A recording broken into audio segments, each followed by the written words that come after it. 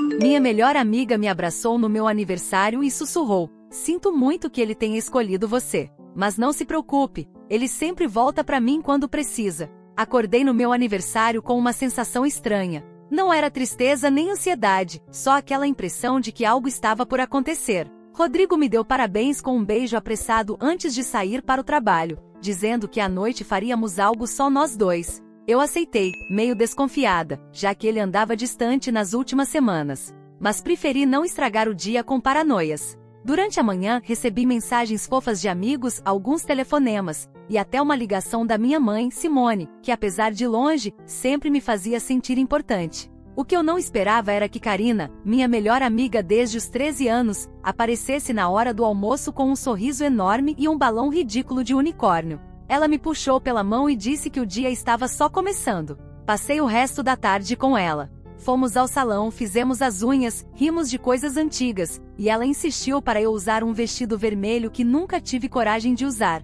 "Hoje você vai brilhar", ela disse. Era como se estivesse determinada a me dar um aniversário inesquecível. Eu estava emocionada com o esforço dela, e por mais que aquele incômodo inicial ainda estivesse ali, tentei me entregar ao momento. À noite, Rodrigo veio me buscar e fomos para um restaurante novo da cidade. O plano era só um jantar, mas quando abri a porta do salão reservado, surpresa! Um monte de gente, música, decoração com fotos minhas e uma mesa de bolo. Karina e Rodrigo estavam lado a lado, sorrindo como se tivessem organizado tudo juntos e de fato tinham. Foi um dos momentos mais emocionantes da minha vida e por um instante, me senti genuinamente sortuda. Depois do parabéns, as pessoas começaram a ir embora aos poucos. Eu abraçava cada um com carinho, mas já me sentia cansada. Quando Karina veio se despedir, ela me abraçou mais forte do que o normal. Eu sorri, ainda sem desconfiar de nada, e então ela sussurrou no meu ouvido: "Sinto muito que ele tenha escolhido você. Mas não se preocupe, ele sempre volta pra mim quando precisa." Ela me soltou, me deu um beijo na bochecha como se nada tivesse acontecido e saiu andando de salto alto, deixando seu perfume no ar e um buraco no meu estômago. Fiquei ali parada por alguns segundos com a cabeça girando. Fingi que nada aconteceu, sorri para o próximo convidado, mas meu corpo inteiro queimava por dentro. Eu não sabia exatamente o que ela queria com aquilo, mas tinha certeza de uma coisa: alguma coisa estava muito, muito errada. Tentei dormir naquela noite, mas minha mente repetia a frase da Karina como uma maldição: "Ele sempre volta pra mim." Cada vez que eu fechava os olhos, ouvia o tom da voz dela calmo, quase maternal, como se ela estivesse me consolando por uma tragédia inevitável. Passei as primeiras horas me perguntando se era uma piada de mau gosto.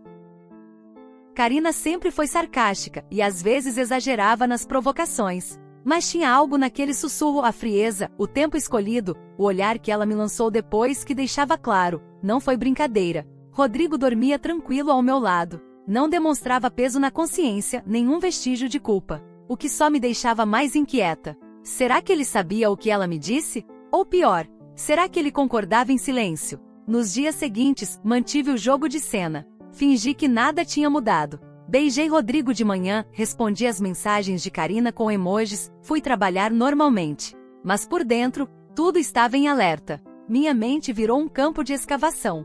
Comecei a revisar momentos do passado, tentando encontrar sinais que haviam passado despercebidos. E eles estavam lá. Lembrei de uma vez em que Karina me disse que achava Rodrigo muito bonito pra você rindo. Ou da vez em que os dois chegaram juntos numa festa e disseram que tinham se esbarrado por acaso no caminho. Já tinha notado algumas trocas de olhares estranhas entre eles, mas sempre achei que era coisa da minha cabeça. Agora, esses momentos voltavam com uma nitidez que me deixava enjoada. Fui até as redes sociais dela. Comecei a reparar em postagens antigas, curtidas, comentários. Nada explícito, mas havia sutilezas. Músicas melancólicas nos stories em datas aleatórias, indiretas que à época pareciam genéricas, mas agora se encaixavam perfeitamente na narrativa de alguém que ainda não tinha superado um término, ou talvez nunca tivesse aceitado ser trocada.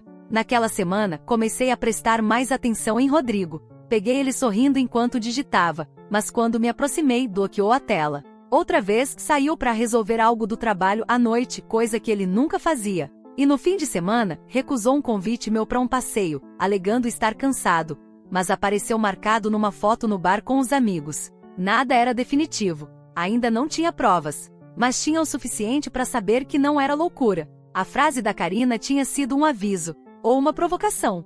E a pior parte? Ela estava tão segura de si que teve coragem de me contar, no meu aniversário, na minha casa. Ali, eu entendi que não podia mais esperar. Ou eu descobria tudo, ou virava mais uma mulher enganada que um dia percebeu tarde demais. E eu nunca fui do tipo que aceita ser a última a saber. Comecei pela base, o celular dele. Eu nunca tinha sido o tipo de mulher que fuça em telefone, mas naquela altura, confiança já não era um fator da equação. Não tive coragem de pedir diretamente, então esperei uma chance. Na quarta-feira, ele saiu do banho e deixou o aparelho carregando no quarto. Tela desbloqueada. Eu nunca fui tão rápida e tão cuidadosa ao mesmo tempo.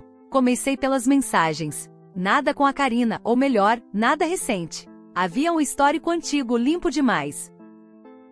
As últimas trocas tinham mais de 2 meses, o que era estranho vindo de 2 pessoas que, em teoria, tinham organizado uma festa juntas. Fui pro Instagram. Vi que ela curtia praticamente todas as fotos dele, mesmo aquelas bobas. E ele também fazia o mesmo. A maioria dos comentários entre os dois havia sido apagada, mas em uma publicação antiga, do ano passado, ela comentou, saudade disso aqui. E ele respondeu, você que quis assim. Aquilo me deu um baque. Mas o que realmente me fez tremer foi um contato salvo nos favoritos com o nome de Juliano, trabalho. Nunca ouvi ele mencionar esse Juliano. Abri as mensagens. Era Karina. Ali estavam fotos de lugares aleatórios, piadinhas internas, vídeos curtos e áudios. Me concentrei em um deles, enviado por ela. Você sabe que pode contar comigo. Sempre. Até quando você fingir que ama ela. Travei. Naquele instante não era mais só um pressentimento. Era real. Ele e Karina nunca tinham cortado de verdade. E pelo tom das mensagens, estavam se mantendo em contato direto,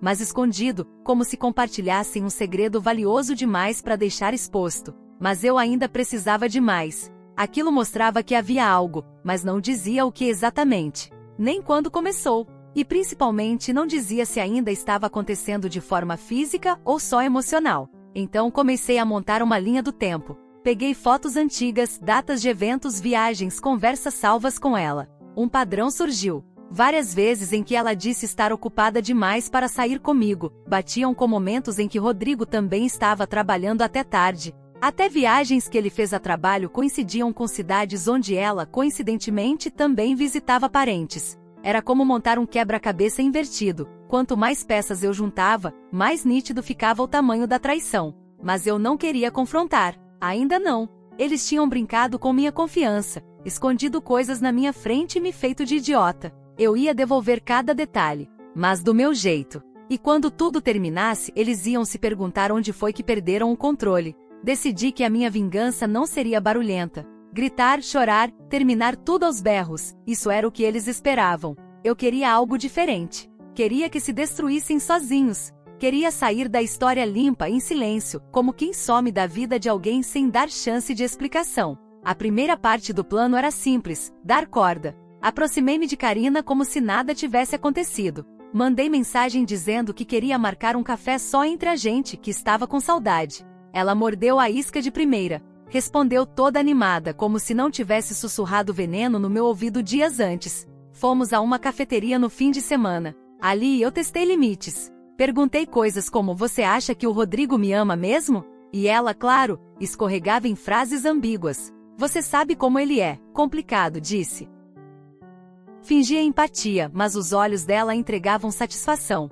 Estava adorando me ver confusa, tentando entender a realidade. Mal sabia ela que eu já tinha entendido tudo, e que só estava esquentando a água. Com Rodrigo fui ainda mais longe. Passei a ser a namorada perfeita. Atenciosa, paciente, divertida. E ao mesmo tempo desligada o suficiente para ele achar que estava livre para fazer o que bem entendesse. Queria que ele relaxasse. Queria que achasse que estava tudo sob controle. Enquanto isso, coletei provas. Prints, áudios, datas, cruzamento de informações. Criei uma pasta com tudo. Não para expor nas redes, nem para mostrar para ninguém. Era só para garantir que quando o momento chegasse, eu tivesse todos os detalhes nas mãos. Eu não ia confrontar. Ia fazer com que eles se confrontassem. No mês seguinte, planejei um jantar na minha casa. Chamei poucos amigos próximos. Karina, claro, foi uma das primeiras convidadas. E Rodrigo também. O ambiente estava leve, informal. Tudo parecia comum, até eu pedir ajuda para os dois levarem as bebidas até a cozinha.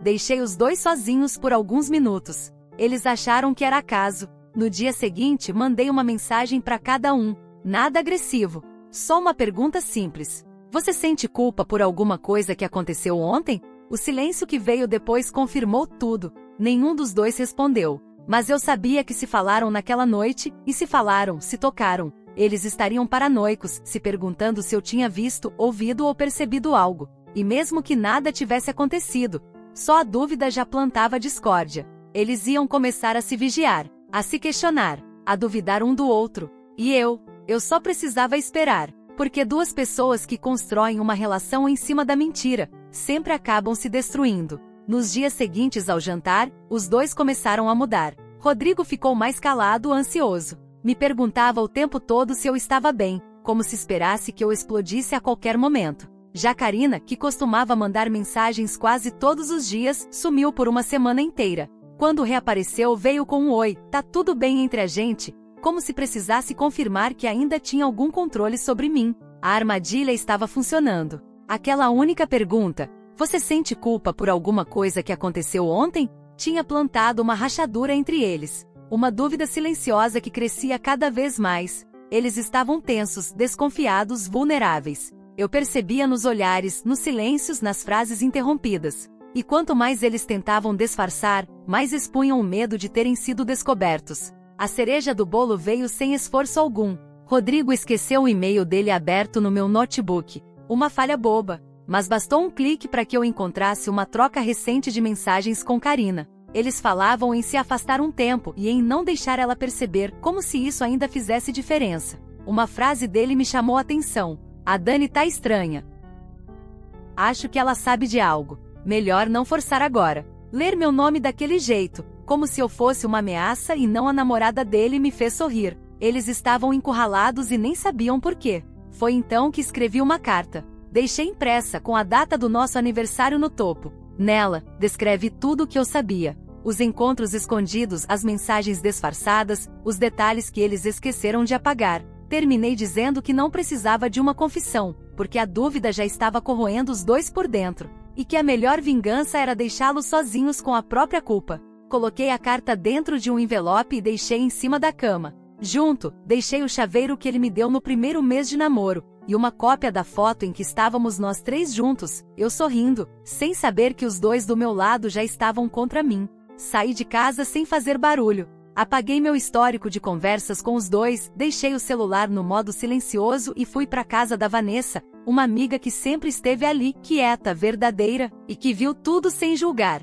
Não chorei, não gritei, não mandei indireta em rede social. A única coisa que postei naquele dia foi uma foto minha tomando café, com uma legenda simples. Liberdade é leve. Eles nunca responderam a carta. Mas, nos dias que seguiram, soube que começaram a discutir, a se acusar. Rodrigo me mandou mensagens curtas, do tipo precisamos conversar. Karina me ligou 2 vezes. Eu não atendi. Agora, era a vez deles sentirem o que é ser ignorado por quem realmente importa. Meses se passaram desde aquela noite. A vida seguiu. E com o tempo a dor deu lugar a uma estranha sensação de alívio. Eu não carregava mais aquela tensão constante no peito, nem aquela dúvida silenciosa sobre o que acontecia quando eu não estava olhando. Tudo aquilo ficou para trás, junto com eles. Rodrigo tentou voltar algumas vezes. Mandou mensagens espaçadas, todas carregadas de arrependimento genérico. Do tipo que só alguém que teme ficar sozinho escreve. Sinto falta de nós. Pensei em você hoje. Teve até um se eu tivesse feito diferente. Mas o mais revelador veio numa madrugada, meses depois, em uma mensagem longa e confusa onde ele admitia que Karina o pressionava, que ele se sentia preso, manipulado. Queria que eu entendesse. Queria que eu tivesse pena. Apaguei sem responder. Karina também tentou reaproximar. Mandou um pedido de desculpas vago, como se tudo tivesse sido um mal-entendido.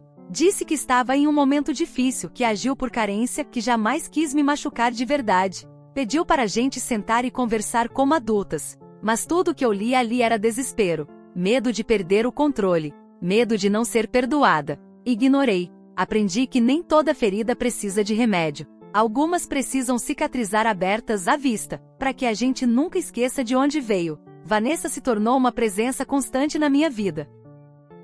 Diferente das outras, ela não invadiu, não cobrou, não quis saber os detalhes, só ficou ali. Foi com ela que comemorei meu aniversário seguinte. Um jantar simples, poucas pessoas, risadas leves. Nada de festas grandiosas ou abraços com segredos. Na hora de cortar o bolo, me peguei olhando ao redor. E pela primeira vez em muito tempo me senti completamente em paz. Sem precisar provar nada pra ninguém. Sem me preocupar se estavam sendo sinceros. Porque finalmente eu só estava rodeada de quem realmente me queria bem. Rodrigo, soube depois, terminou com Karina pouco tempo depois da minha saída. Disseram que brigavam o tempo todo. Que ela se irritava porque ele não esquecia meu nome. Que ele desconfiava dela com qualquer homem que respirasse perto. Uma desconfiança que nasceu no mesmo lugar onde os dois começaram, na traição. Eles construíram o que mereciam. E eu reconstruí o que me faltava. Com calma, com verdade, com amor próprio. Não guardo raiva, nem saudade. Só a lembrança de uma frase sussurrada no meu ouvido que tentou me destruir, e que hoje só me faz sorrir.